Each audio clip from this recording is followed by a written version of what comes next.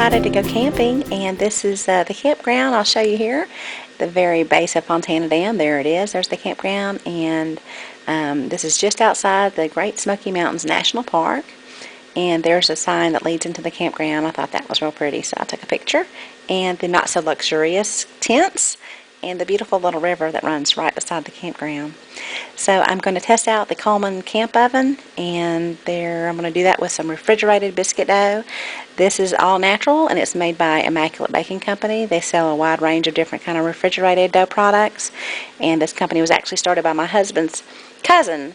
So there he is right there. He started that in his garage probably over 10 years ago. I forgot exactly the dates, but anyway, I have to plug his product, of course, for this video.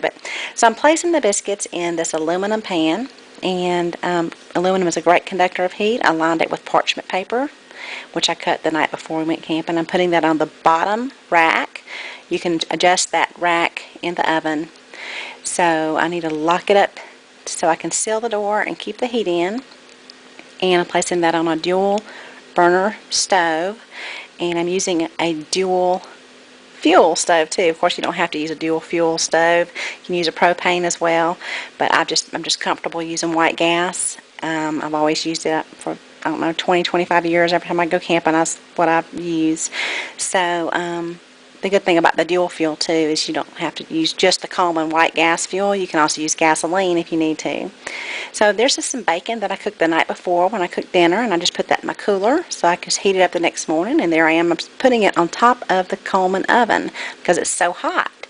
So to help warm it up, and it reached about 250 degrees. I think it took me about 35 minutes to cook these biscuits.